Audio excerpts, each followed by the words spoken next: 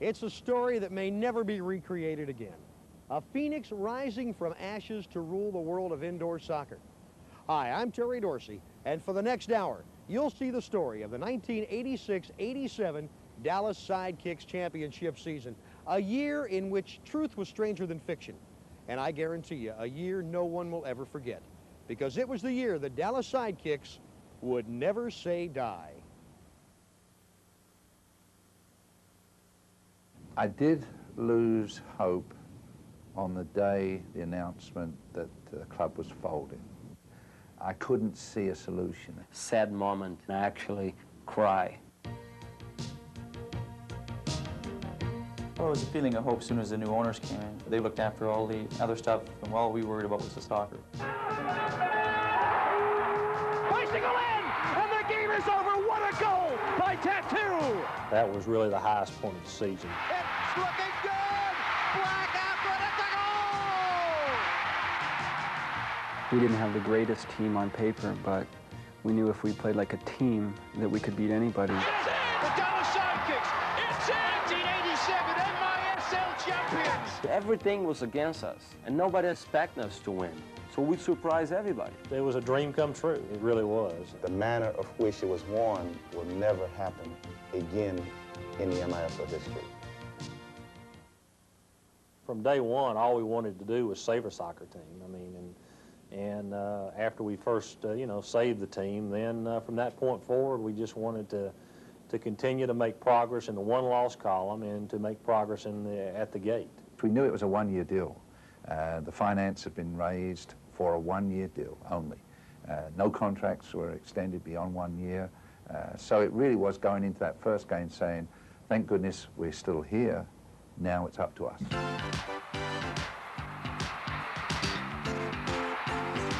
As the Sidekicks opened their season at the Union Arena, 10,000 fans were not just hopeful, but thankful for the opportunity. It was a spiritual right. The patient indeed was not dead, and the Chicago Sting had the misfortune to serve as metal for the test. I think the team started getting well together was the moment we actually folded the year before, because everybody got together, give to the team half the salary just to keep the franchise alive.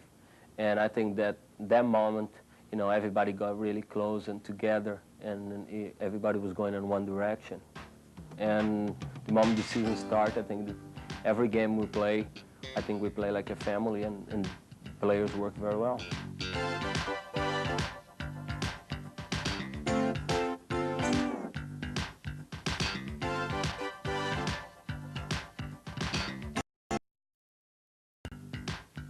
November 13th was a landmark for the team.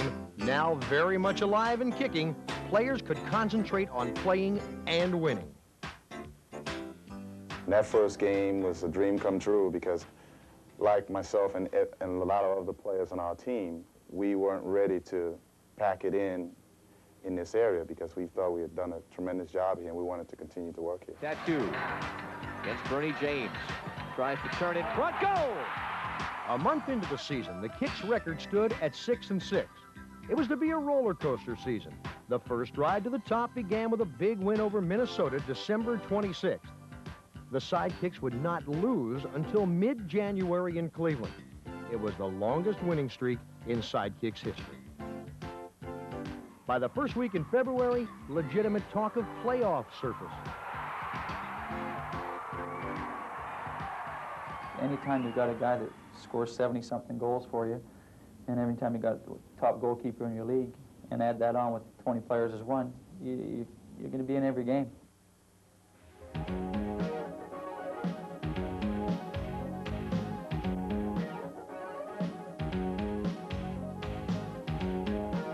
Chris Sobieski was setting a team record for most wins by a goalie. The Sidekicks had already won 15 with Sobieski tending goal, with half the season yet to play. Sobieski went through the ringer, playing often with little rest. A preseason injury to Billy Phillips dictated Sobieski turn into an Iron Man.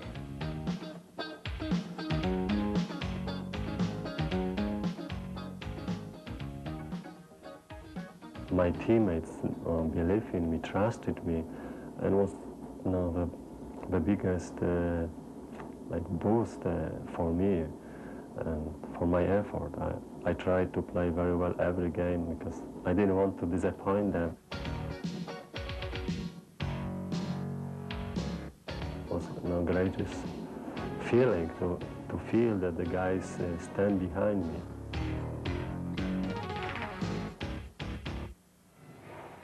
We're underway once again. Moreland goes to the corner and taps it right back to goalkeeper Chris Sobieski.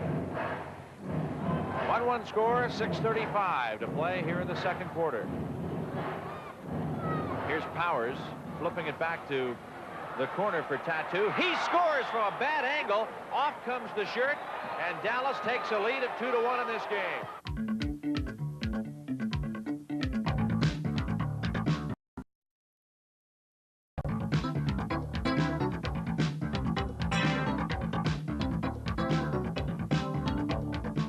Tattoo continued to tear up the league with his scoring, and Mark Carpin returned to form for a valid 1-2 punch. Working on Lota Vegas, gets free, he's right in, it's all alone in front, Carpin shoots, he scores, and the game is over. Tattoo made it happen. Tattoo just seems to be getting better. The more experience that he's been getting, the better player he's been coming, and I don't think we've seen the best of Tattoo yet.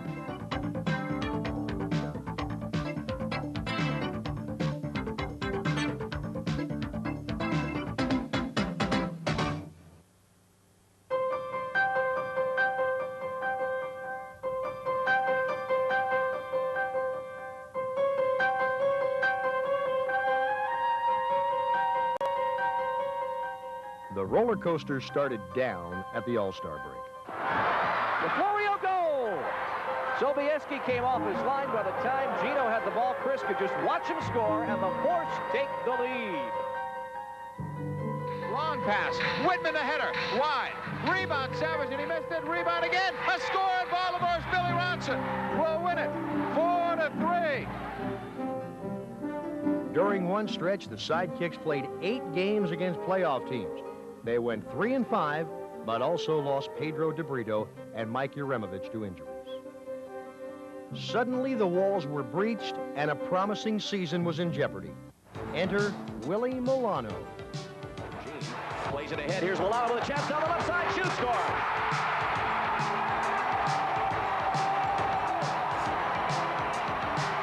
Coming here to play for Dallas, it just really helps me. I like coming to a building where there is 10, 12,000 people to every game. It really helps me. It makes me really happy to come out there and show the team that I can produce and show the fans that I'm going to help them to make the playoffs and hopefully the championship.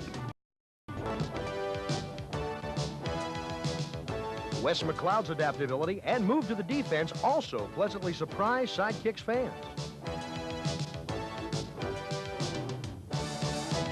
The formula for our success last year was there wasn't too many really highs and too many really lows. I think we were on a pretty well even keel the whole season. We were competitive every game, and every player on our team basically has the same attitude. And when you have 20 guys that get playing like that, you're a hard team to beat.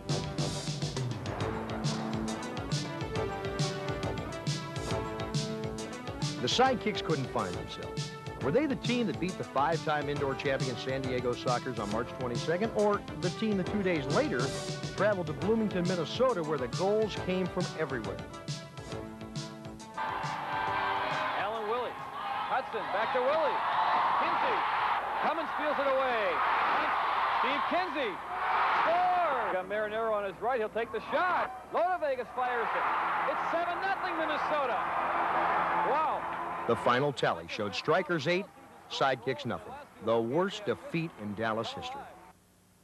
2 minutes in this overtime. 3-3 is our score. If one shot can turn a season, it happened just a week later.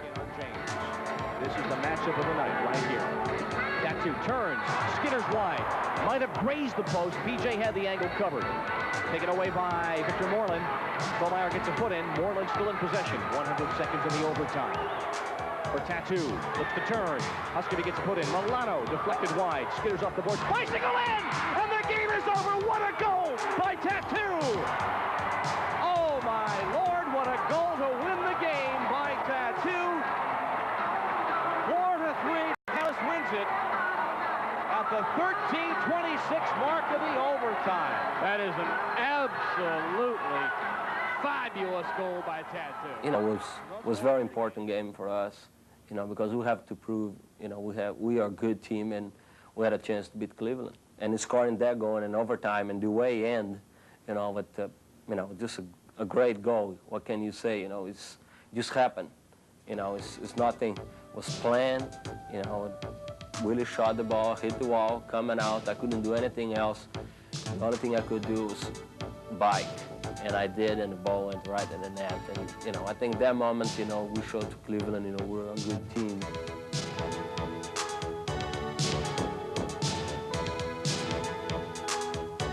It supplied the strength to clinch the playoffs by April 15th. But when Dallas lost 5 of their last 6 games, it was evident the adrenaline rush was over. We had qualified for the playoffs, we knew that. But we had a marvelous opportunity to go 1 or 2 in the league, and we kind of let it slip. The performance, first half in the last game of the season against LA was a disaster. And I suppose that was a low point coming even in the last game, because I rather felt it was going to hurt us if we didn't get it right in the most important period, the playoffs. And I know I was furious, and at half-time, which is not normally me, I made it very much aware, the players very much aware of how I felt, because I felt it wasn't us. I felt we were going through the motions, and that's not the Dallas Sidekicks. Dallas Sidekicks have always been, even from day one, a real good, hard-working, scrappy team that never gives in, never says die, and battles, no matter what happens, win or lose.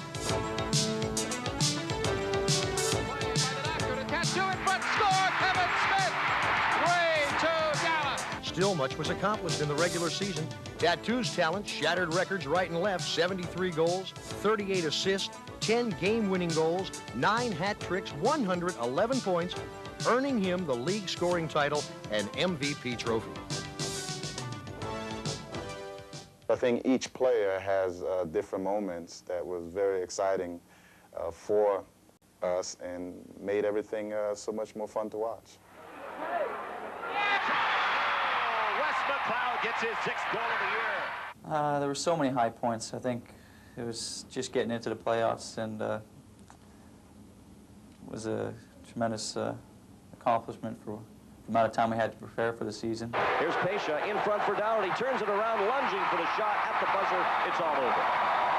The Sidekicks, in 4 years, finally beat the San Diego Sockers. I think that kind of added and set the tone. I think that we all suddenly thought, hey, we're achieving this, we're achieving this, and one after the other we obtained these firsts, to eventually there were no more firsts. We had beaten every team in the MISL, and we had won in every arena in the MISL.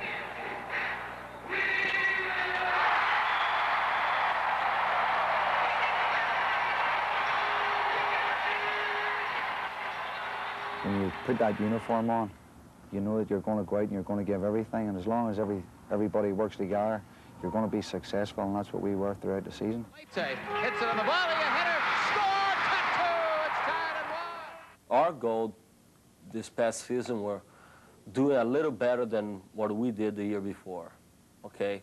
Last year, we lost to Minnesota in the first round. So this year, we really want to go a little farther. We want to go past the first round. If we lose in the final in our division, it's no big deal. But at least we did something better than the year before.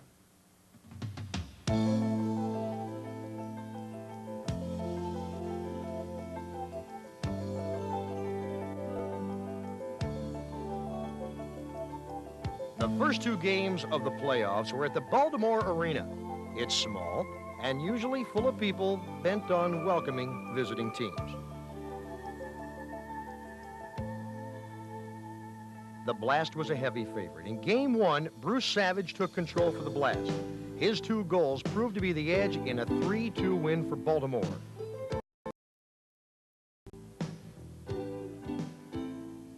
It was one of our worst games ever, and yet they only beat us by 1 goal. They didn't do anything to give us problems, and we knew that if we had just started to play our style a bit better, that we would have no problems beating them.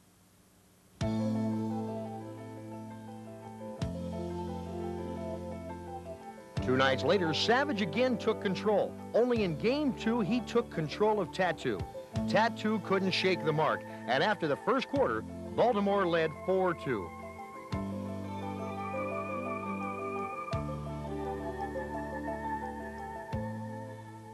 Me and Bruce I think, was more individual than a team battle. I tell you, we worked very hard, and the moment I get out the series, I was tired, and I guarantee he was tired. It wasn't just Savage marking him single-handedly. They were double-teaming him quite a bit, and that's when the second and third forward came into play, and they needed to get up and support him and get open.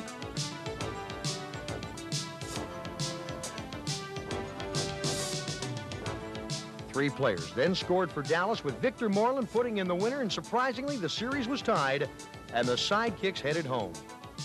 Come back 2-0 at that time in a 5-game series could have been curtains for us. So the second game was a good performance, good victory, did what was needed. We came back with a split.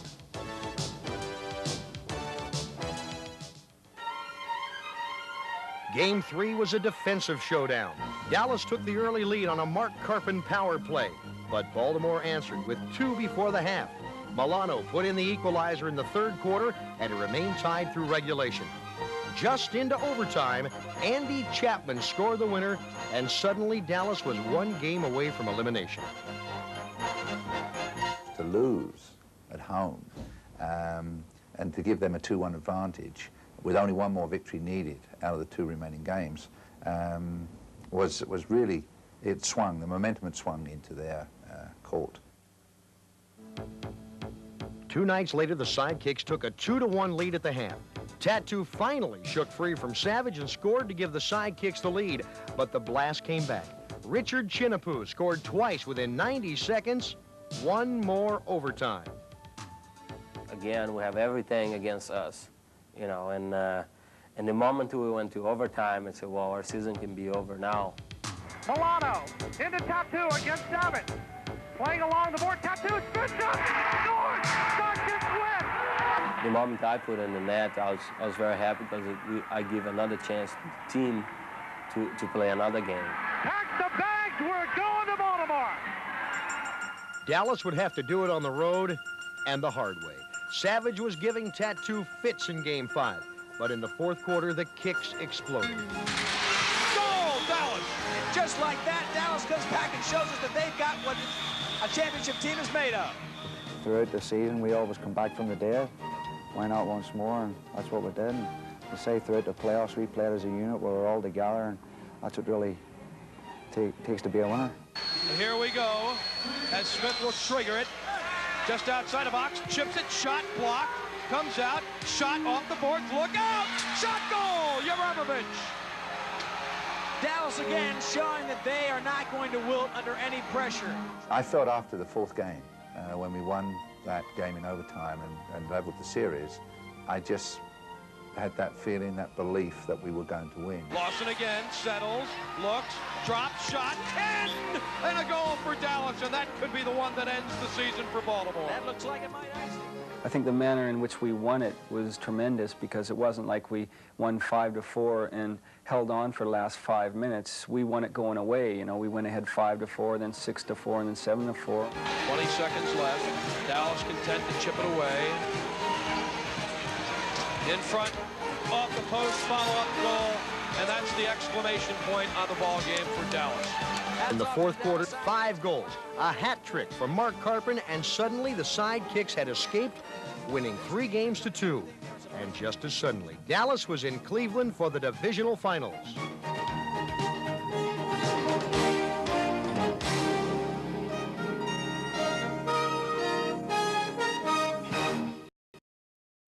In Baltimore, I'd made a decision that when we'd won it, I certainly would bring in reserve team players for that first game in Cleveland, no matter what.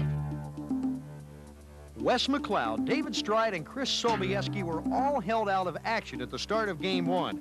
And Tattoo joined them after an encounter with Cleveland's John Stolmeyer. Azamani out for Kitson, he scores! Paul Gibson. And he beat the goaltender Phillips on the short side. Cleveland won 5-3, but Game 2 would feature a well-rested and mentally prepared Sidekicks club. We weren't really ready for that series to start that quickly, and you know, Tattoo did get injured in Game 1, and you know, we were very concerned about that, and for the doctors and our trainer to have him playing in Game 2 was phenomenal, and we didn't expect him to be there, so we showed up knowing we were going to have to play our best game of the season as a team, and then to hear that Tattoo was going to play that game really fired us up.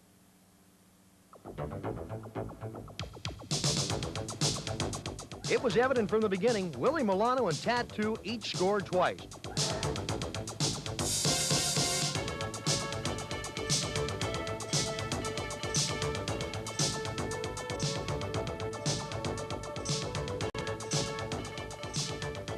It was 4-0 Sidekicks at the half.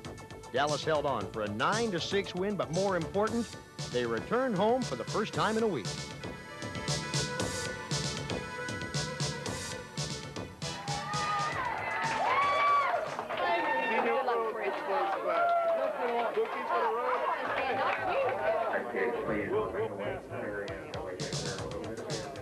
You could sense this air of confidence, quiet confidence starting to appear.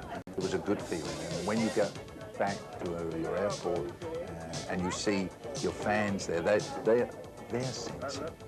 sensing, hey, this could be the start of something very good. 2-1. Dallas on top. Game 3 was a close one at the beginning. Dallas with a 2-1 lead in the third quarter, but another 2-goal effort from Tattoo led the way as the Kicks won 5-2. Puts it for Tattoo. It's in. What a goal by Tattoo. And what an assist by McLeod, who took it the length of the floor.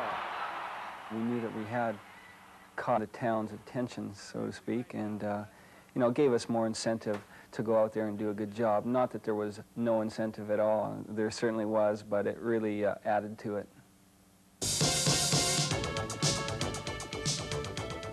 This group of players was now getting attention. There was talk of a sellout at reunion, and it was not a rumor.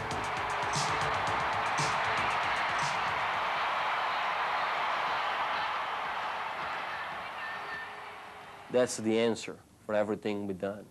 You know, it was a hard work, and have 16,800 people there was a payoff.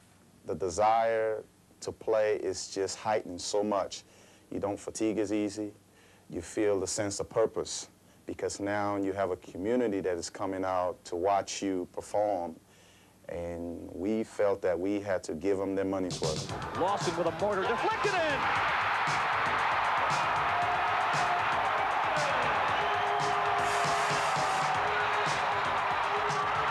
The 4:50 mark, the Sidekicks take the lead. Turned on by the crowd, Dallas drilled into Cleveland, winning 9-4. It might not be the largest crowd you can get in the MISL, but it's definitely the loudest. And they wouldn't let us lose. Tattoo against Gargle. There's Lawson again in the box. It's in. Carpet. Mark Carpet puts it in. It is 5-1. We scored 9 goals that game, and you know, we're a good team, but I think the fans helped us score that many goals. Kevin Smith in front. Oh, it's in! A nice run by Carpet. I know the players were elated, particularly those who've been with us from day one. And again, it's another little positive as we progress. It seemed to be little, like a jigsaw puzzle. Each little piece was falling into place. The Force playing short-handed. Deflected by Tattoo. The goal is empty. Johns is out. Carpet to Tattoo. Ducks two.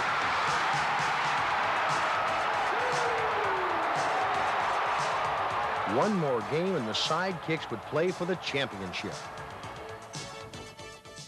If we had lost Game 5, we're back to Dallas again, but there was no way that Cleveland was going to beat us in that game. We had the motivation going. Cleveland were down. They were arguing with each other. And we just went out and game 5 and that and just took it to Cleveland. They rolled into Cleveland, and they didn't even blink. Tattoo put in this rocket for the winner and hat trick. Now, all the Sidekicks had to do was wait for a winner to emerge from the Tacoma-San Diego series.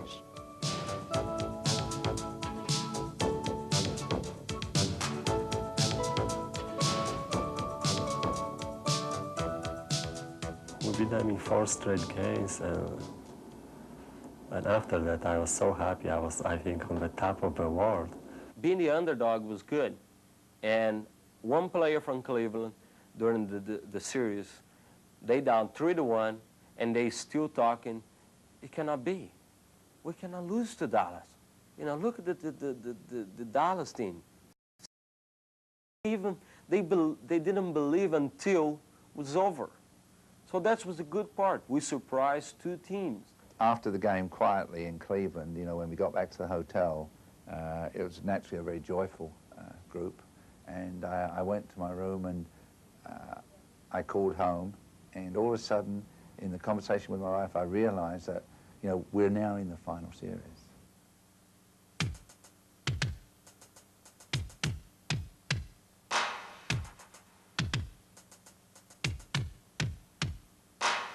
It didn't take long for queasy, nervous stomachs to surface. The Tacoma Stars were the first team in history to have 4 70-point scorers. This team had the stuff of dynasties. They were supposed to be here. They could take things for granted. Unfortunately, the Sidekicks listened to the talk. And after the first 2 games, their fairy tale ending was in shambles. Tacoma had routed them in the first game 10-4. The second game was not much more optimistic, with the Kicks losing 7-4. And a humble Dallas team returned to reunion, reminded that no team in the league's history had ever come back after losing the first 2 games. The atmosphere after the first 2 games, as far as Tacoma, I felt, was they were on their way. You know, this could be a 4-0 series for them because they had played very, very well. They'd gained 2 reasonably easy victories. So, you know, we really hadn't done too much in those first 2 games. And consequently, I think they felt, hey, this is, you know, we're good, and they're not so good. They've been overachieving all season. The bubble's burst. We're going to win 4-0. That's the moment, you know, Tacoma realized, hey, they are the champion. Tacoma are the champion, because they have a press conference here. They come down, and now everything turned around.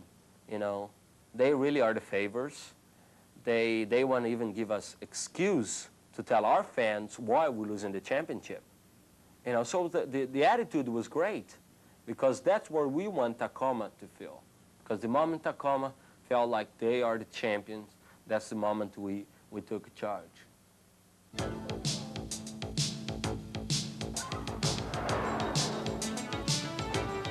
June 13th was sold out at Reunion, and fans saw a different-looking club in the Sidekicks.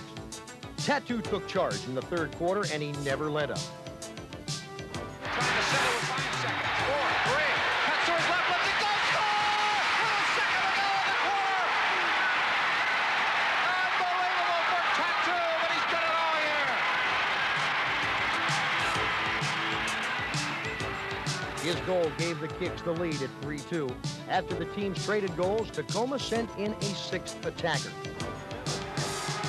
So super power play, 6 against 4. Davis to Rob Black, left side. Black again. Into the corner, Preki Jungo blocked in front of his own player. Rebound block. Poked away, Juremovich with a great play. Tough break for Tacoma. The Jungo shot looked like it was going in, but it hit uphill. Blocked by Smith, he sends it long. It's looking good. Black athlete, it's a goal!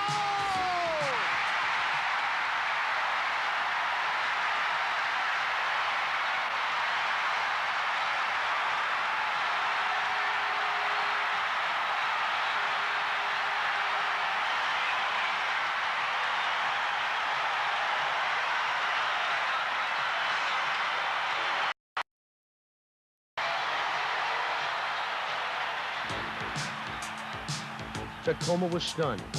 This was to have been a cakewalk, and now the Stars had been embarrassed. Reaching for anything, Coach Alan Hinton fueled a controversy claiming Tattoo was diving to draw fouls.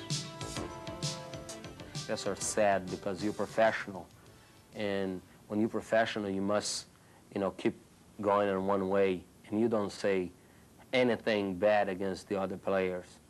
okay? And I think that's really unprofessional, and that hurts a lot, because you try to do a lot for the game here, for the franchise. You work so hard, you know, and some people, some players just involved in the game to win. They don't care what happens in the future, and that's what hurts. Coaches play games. You know, it's our job to play games sometimes. We have to do what we think is right by our team, by our fans, and to get to say and do whatever we believe is going to be the best for our team. And Alan Hinton, of course, was saying some things like that. He was trying to bring attention to perhaps something that he might gain a benefit from in the forthcoming games, because referees are human beings. They read newspapers, they see TV shows, and so there was a little bit of gamesmanship there, but it was friendly gamesmanship.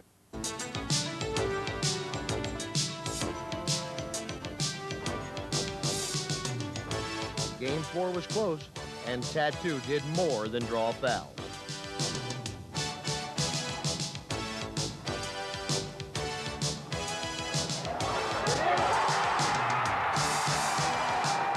The Kicks won 6-5, and amazingly, the series was tied at 2. Even cynics had to be impressed at this point, but the Sidekicks weren't impressed yet. We hadn't really played our best soccer. We didn't play bad, but we were taking a lot of silly fouls that were adding up to that 6th foul. And, you know, their power play is the best in the league, and we found that out in a hurry. And that was the difference. There were games that were won purely on power plays. They converted theirs, they were awesome, and we didn't convert ours, and that made the difference.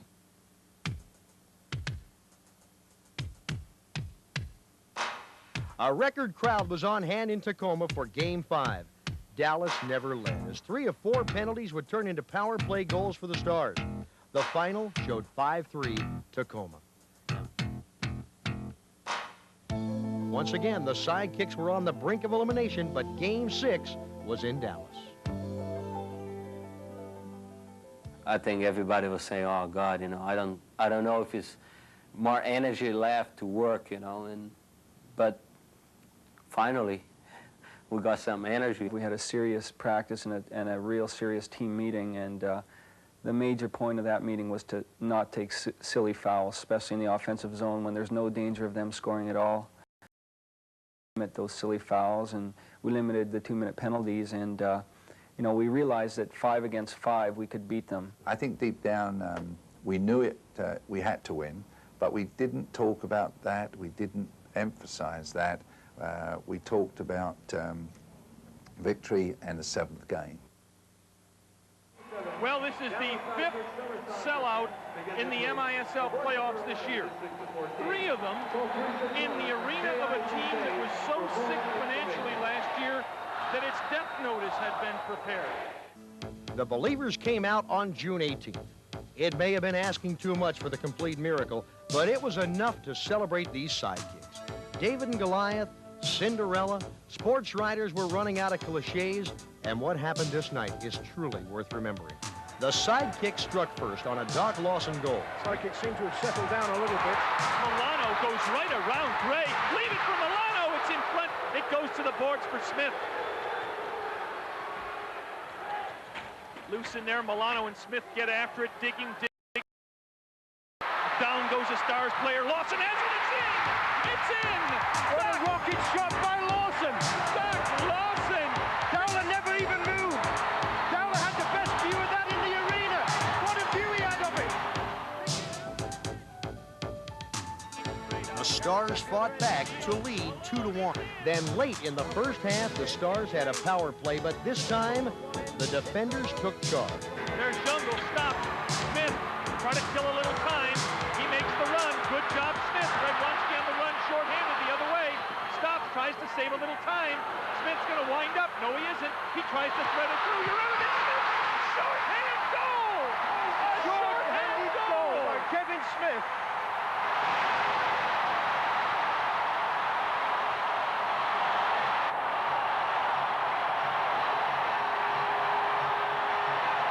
What a tremendous play. What a tremendous series of passes there by the Sidekicks. At the very point where Dallas looked like it was about to need mouth-to-mouth resuscitation, out of of nowhere come Radwanski, Uremovich, and Smith to create a goal. Kevin Smith and Mike Uremovich just made a super play up the field, and instead of being down 3-1 at halftime, it was 2-2, and the Reunion Rowdies were just going nuts. And you know, it was a tie game, but we had the momentum coming into the third quarter, and that really helped us a lot. For the first time in the series, Tacoma was held scoreless in the third quarter. By the fourth quarter, the Sidekicks clearly had the momentum, and Tattoo put Dallas on top. Milano, 3-on-3. Tattoo on the wing, comes to his right foot and fires it in! Tattoo! Well, you see, you got Waters on Tattoo. No way, Jose. No Waters gonna stop Tattoo.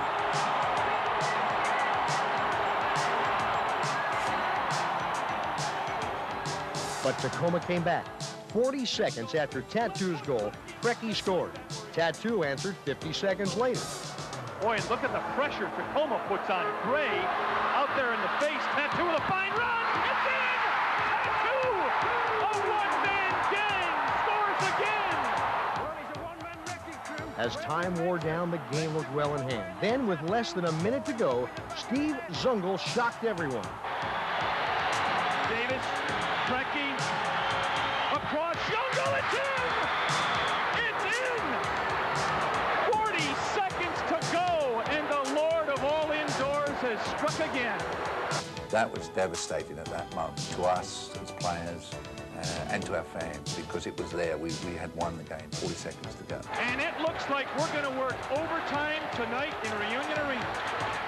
Throughout the team, we were very frustrated that we couldn't put this team away. You know, it deflated us going into overtime, but the fans picked us right back up, you know, where we left off. Overtime was serious sudden death. A Tacoma goal would end the season. The trophy was standing by. Overtime one came and went. The second overtime started, and then it was learned the game was the longest in playoff history. The season had stretched to 218 days. Both teams were on the edge of collapse. I honestly think that there were fans who, as into the game as they were, I don't think they realised the reaction of each player on both teams, of what they were going through, the pressure that they were under to maintain a tremendously high level of performance, physically and more importantly mentally as a team, that they couldn't afford to make an individual mistake because it was 9 minutes passed, and an exhausted crowd had yet another chance to scream. Jungle with a rebound. It's loose in there. Uremovich, nice. Jungle wanted a penalty. Don't think they're going to end this game on a penalty at this stage. There's the run. Carpin's got it. Can he get the shot off? He fakes it. He's in. He's got it. And this place goes crazy. What a goal by Carpin. What a goal by Carpin.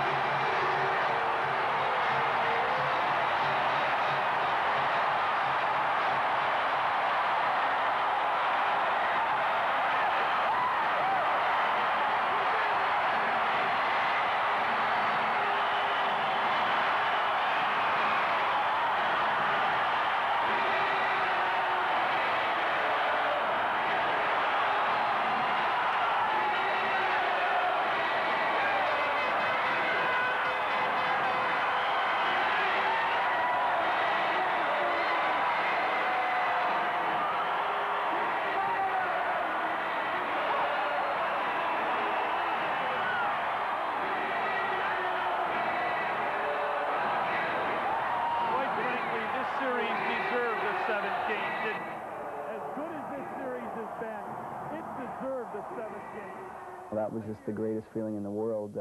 It won't be matched in my career, I don't think, to play in front of a packed house in the MISL Championship Series is, you know, quite an honor. And then, you know, to score a big goal, you know, in double overtime in front of, you know, all your fans and friends was just tremendous. And it was a great feeling, and it was one that didn't shrug off till after Game 7, and I think it got me going and got everyone going for Game 7.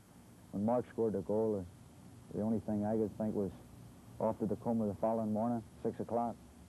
we took more from Tacoma than from us, because we couldn't turn around in 2 days. We were ready to game 7. And Tacoma, not really, because they have a players around 30, 31, 32, even a little higher than that. So the average age in Tacoma was higher than Dallas. So overall, I think we have a better, tying the game and going double overtime helped more Dallas than Tacoma. In all honesty, at that moment, very soon after that moment, the joy of the victory, I knew we were going to win the championship. I have to mention something unusual that happened after Game 6. I was driving home with my wife, and I looked up. I had my roof open, and I looked up into the sky, and I saw a falling star. And I reached over to my wife, and I said, listen, a miracle is going to happen in Tacoma for Game 7. I don't know what it is, but I've got the message. There is going to be a miracle. These are the balloons at the top of the Tacoma Dome. Stars officials rolled in extra seats, hung balloons from the ceiling, and cooled the bubbling. They had toyed with the boys from Dallas, and now they could taste the win. Gary Heel opened the scoring with 1 second left in the first quarter. And it looks like the Stars are going to be very happy to just leave this first quarter tied. Long ball. Dallas relaxed, and it cost them a goal. Gary Heel.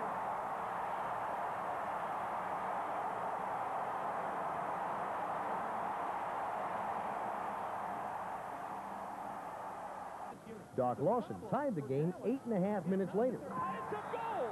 Right there! Bingo! It took Doc Lawson only 13 seconds and a winger from the wing to tie it. The Stars were swarming when the whistle blew after a Sobieski save. It stays out! There's a handball call. We're going to have a penalty kick for the Stars. They're going to call handball down. What actually happened was Chris had made the save, and I was turning to my right, and the ball glanced off my hand. And it's in a final game, Game 7, there's no way that's a penalty. I mean, in any game, it's not a penalty. It's unintentional handball. There's no intent at all to keep the ball away from the goal or anything. It was just knocked into my hand.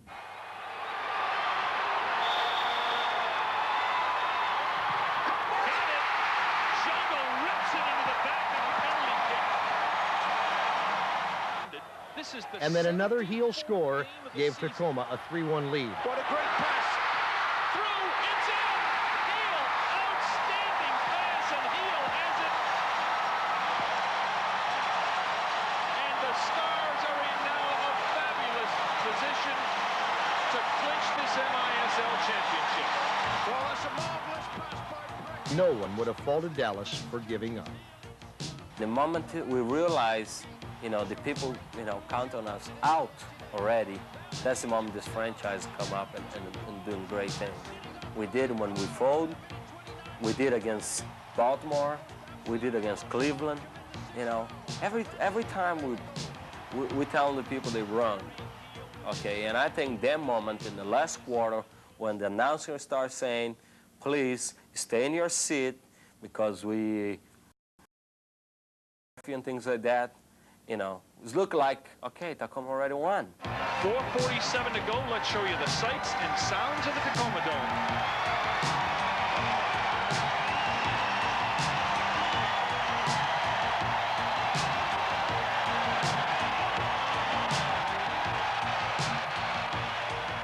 Dome. Willie Molano asked me, to tell Gordon to call timeout when the 4 minutes and 30 seconds to change the goalkeeper. And I said, well, I don't know, the goalkeeper is no, 6 attacker never working during the regular season. Why we're going to try, in more time, it might be a lot of goals against us. So, let's keep this game very, close the way it is. At least it's respectable, lose 3-1. I just felt that it wasn't the right time. I wanted one more goal back first. Give us a chance to get one with a normal situation. Don't leave that goal open, because if we give up another goal, it's over there. Anything, their score had to stay to 3. I mean, we had a big enough task as it was. We're going to try and get it back to Sobieski to get on the 6th attacker. And there it is. 3:05 Mike, you missed it by 5 seconds. You called the timeout at 3. Well, the mistake there was the Sobieskis picked the ball up, and that's an illegal play because the ball was carried back over the red line by the Sidekicks. When that happens, when you carry the ball back over your own red line, the goalkeeper must play it with his feet, not with his hands. Our most experienced player, in the moment of pressure, instead of just putting his foot on the ball, timeout, he picked the ball up. And the ball had come back over the red line, so now it was a foul, it was a free kick to them. Let's see how much time it costs them. Or, heavens, a goal it costs them. Jungle, left wing, it's right through the legs of Sobieski on the rebound. Milano now must get it out to get it back in, basically. That's what they're trying to do, but look at the pressure the Stars are putting on. Everybody's signaling timeout. Now they can do it, yes, as long as he doesn't pick it up. And it cost the Sidekicks 16 precious seconds. I was frustrated, really. No, one of the guys told me, "Hey, Chris, don't give up, we're going to tie the game." And I said, "Are you kidding?" And maybe even Billy Phillips told me, our second goalkeeper. I didn't believe, because we tried so many times with extra attacker and we couldn't score a goal. When I pulled the goalkeeper, my first thoughts, I almost started rehearsing my loser's speech, thinking what I'm going to say to the press, what I'm going to say to Alan Hinton, and what I'm going to say more importantly to our team. The moment I was walking, one thing happened, I was walking to the bench, and I really don't pray to win games. Okay, I think that's a bad thing. You can ask God to help you to win games. I always pray to not to get injury, and the best team win the game. So I was walking, and I was talking to myself, and I looked at the ceiling and say, "God, I guess you don't want us to win this one, but I guarantee you have a better thing for us in the future, because 3 minutes." We didn't really change anything other than pull our goalie. We just kept on doing the things we had done for 55 minutes, and eventually the luck turned our way. Dallas has not had a lot of success with the 6th attacker, but too late for that now. You've got to throw caution to the winds. Might as well lose 10-1 as 3-1 in a final game. That's right. That is the goalie. McLeod, left footer, blocked down Papaleo. Out it comes. Papaleo with a good, confident play there. That is literally the Dallas goalie. Smith, it's in! It's in! Carpet, 2:25 to go. There's life in the body of the Sidekicks yet. And Mike... Everybody in our team start jumping up and down and say, "Come on, we can tie this game. Come on, it's our chance now." That got us what we needed, the very quick goal. The problem now was to get the ball back, and they made a terrible mistake.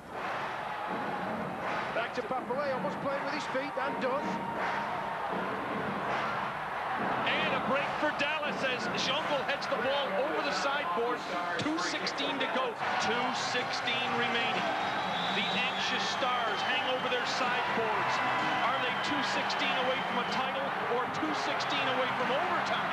Smith runs on, winds up. No, he goes to the left foot. Milano will not fire. Smith goes to the right foot. In the corner, Lawson in front. It's smothered by the defense. Tattoo. It's in. No, it's in. It's a goal. Tattoo. It's a goal. It came out. And do you believe, as Al Michaels said in Miracles, 2 goals in less than a minute with the 6th attacker, when they've hardly had any success with the 6th attacker all season. Kevin Smith got the ball, played a very early ball up into the corner to Doc Lawson. Doc played it across, and Mark Coppin's there again. And in the little battle for the ball with a defender and the goalkeeper, it comes out just sufficiently away from those 3 to the lurking Tattoo.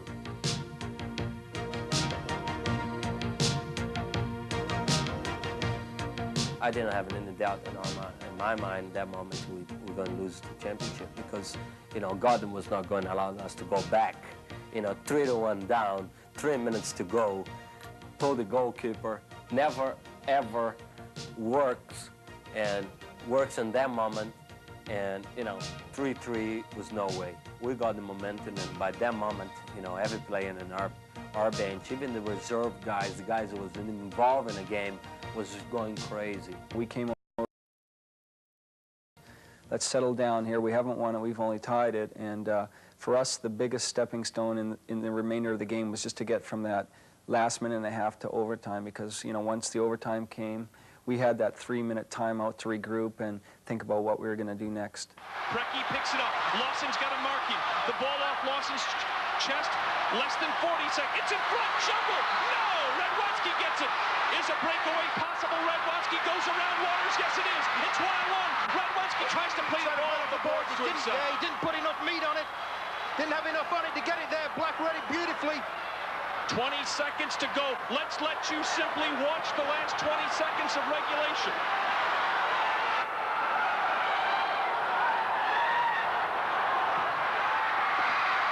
Diving save, Papaleo. Ball got a deflection. Milano again blocked.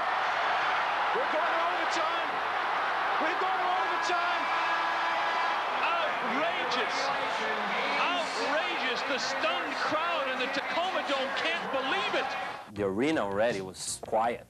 You know, you drop anything in the middle of the field and you can hear, because everybody was like, what's going on? You know, in 3 minutes, the game is tied, we're not the champion anymore.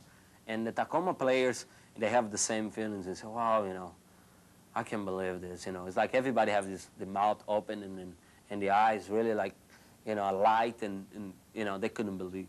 2 minutes and 48 seconds ago, Dallas was down 2 goals, taking a timeout to set up the 6th attacker, and then bang, bang. We were the only people standing from then on out. Their fans never stood because they were so down. And during the entire overtime, we couldn't see anything. We never saw. It was very hard to see at the other end of the goal since we were down so close. We had originally sat higher up, but after we got abused for a few minutes before the game, we figured that's enough. We want to be able to get out of here, whether we win or lose, without getting killed. But it was fantastic. It was incredible just to look around and see 22,000 people just put their heads down, and the only people that cheered in the whole building were the 20 of us or the 30 of us and our players who just rose from the bench. It's our game. We sensed it. They were deflated, the audience were, and we were on the high. You could sense it was going to be our goal. There was an air of confidence. Hey, we've come back from the dead, we're there. Here comes the run, Nixon, no. Radwanski digs it out again. He leaps the sideboards. He didn't go through the door. Radwanski ran to the bench and leaped the sideboards. Tattoo with a quick shot. Misses the far post by inches again. Oh! Radwanski's hustling to get off, got Tattoo on, and almost got the goal that won the championship. The shot!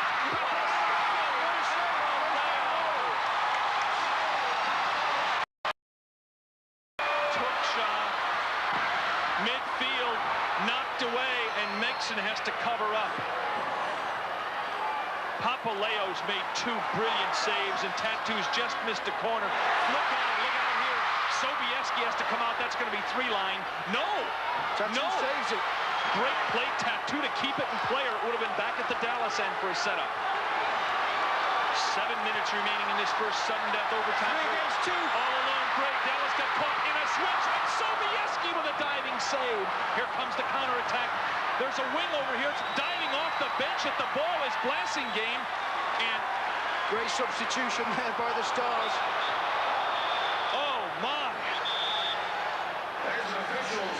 Oh my, officials want a timeout here. Papaleo, who's been brilliant in the game, heads for the bench.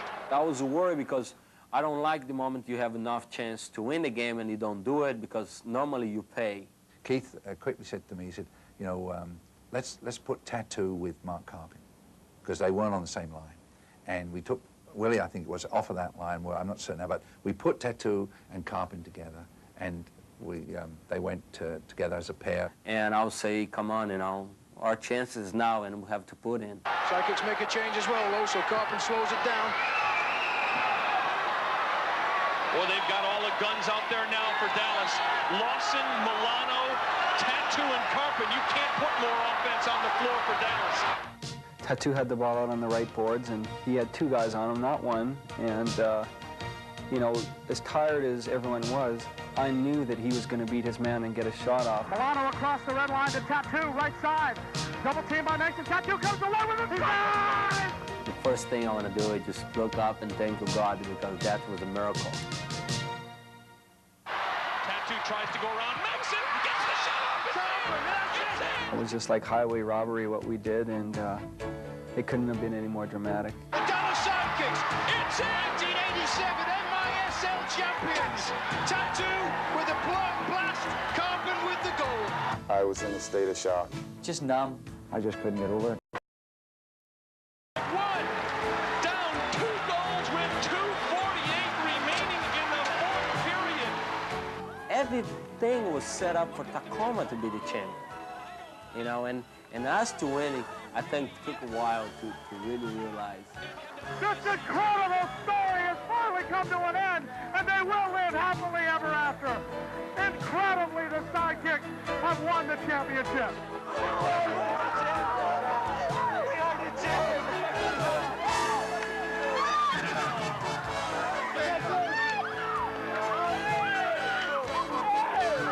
Unbelievable is the word of Kevin Smith. Isn't that the truth? I just can't believe it. It's incredible. We was dead, and yet again we fought back. They can't count us out anymore. You know, we've been down to the lowest, and right now we're sitting on the highest possible point. And we're just glad that we can represent the city of Dallas in such a first-class way.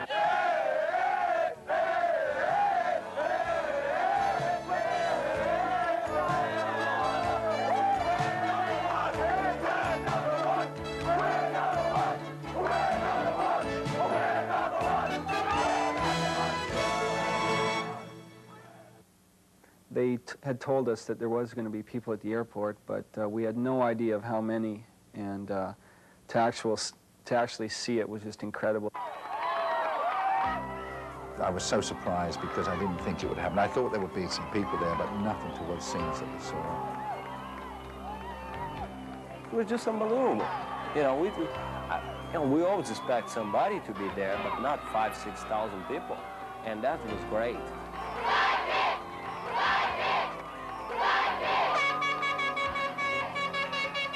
We can stay here all day. These people deserve to be here.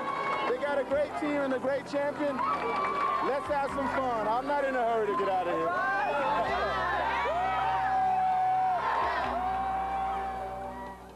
Michael Ramovich asked me, you know, before the game 7, and say, well, Tacoma is going to have a parade. And what happens if we win the championship? You think we have a chance to have a parade? You know, I just turned to him and said, are you crazy? When they told me they were going to have a parade, I thought, well, that's going to be embarrassing, a few hundred people lining the streets of Dallas. And I was a bit concerned about it, over 10,000. I mean, it just was surprise upon surprise. And the emotion that we all felt at that time, as I've said then, if we live to be 100 years, if we win championship after championship. I don't think they'll go through ever again an experience so great and so wonderful as this one. Number 0, Billy Phillips. Number 1, Mark White. Number 2, David Stride. Number 4, Mike Uramovich. Number 5, Mike Powers. Number 6, Eddie Radwanski. Number 8, Wes McLeod. Number 10, Kevin Smith. Number 11, Pedro Di Brito. Number 12, Hayden Knight. Number 14, Perry Vanderbeek. Number 18, Mark Carpin. Number 19, Mickey Kaitis. Number 20, John Hedlund. Number 21, Willie Milano. Number 22, Doc Lawson. The captain of our team, who set such magnificent example, Victor Moreland. Number 3. Number 31, the man who's done so much to play as many games as he played and to give us the performances that he gave us. And of course, the young man who quite rightly deserves everything, because he is the most valuable player in the league, but he certainly is the most valuable player for the Sidekicks. And Tattoo, number 9.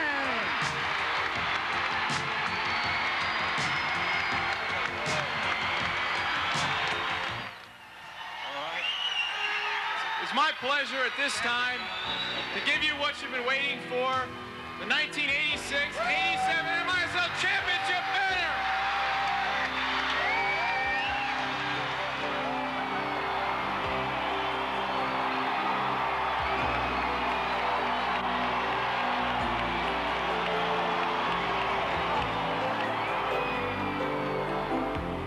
Reflection has not softened the impact of the 1986-87 championship season of the Dallas Sidekicks. Time will enhance the total victory, and it will be remembered as the year they would never say die.